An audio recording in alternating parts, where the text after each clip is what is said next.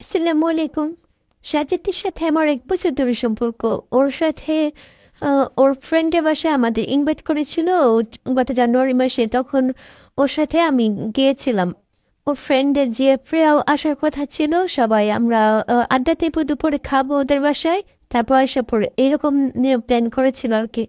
আমরা জানতাম। তারপরে আমাকে সাজিদ নিয়ে নিয়ে যায় ওর ফ্রেন্ডের বাসায়।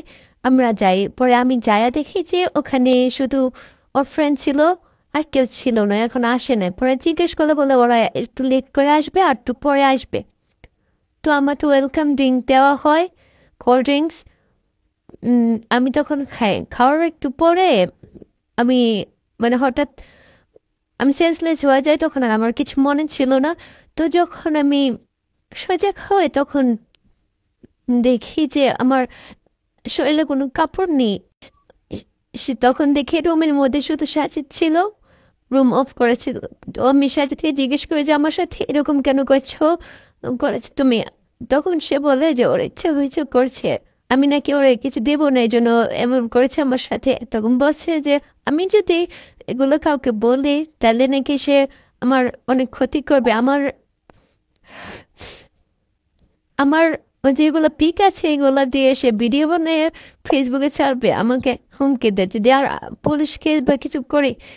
আমাকে এগুলো বলে। তারপর ও আমাকে বলে তুই সোজা বাড়িতে যাবি, এখন রিক্সা দি আমাকে, রিক্সা করে সোজা বাড়িতে পাঠিয়ে দেয়। আমি বাড়িতে এসে পড়ি। তো বাসায় যাওয়ার পরে আমি ওর সাথে যোগাযোগ করার চেষ্টা করি, সব জায়গা থেকে আমাকে ব্লক করে দিয়েছে। তো আমার ফ্রেন্ডদের দিয়ে ওর সাথে যোগাযোগ করতে চাই, ও কারোর সাথে কথা বলে নাই।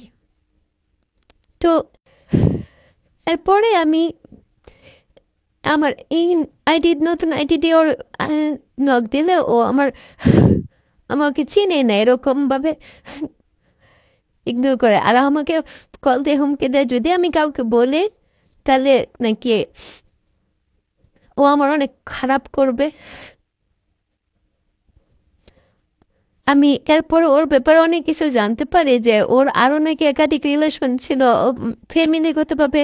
মানে ও ওই মেয়েদের পরিবারকেও জানাচ্ছে যে বিয়ে করবে, এরকম কিছু। আর ওই মেয়েদের সাথে ওর ফিজিক্যালি রিলেশন ছিল, কিন্তু তারপরে জানা যে ও বিয়ে করতে পারবে না এরকম। ওই মেয়েরা হয়তো মান সম্মানের ভয়ে বলে নেই কাউকে কিছু। আমি কি করব?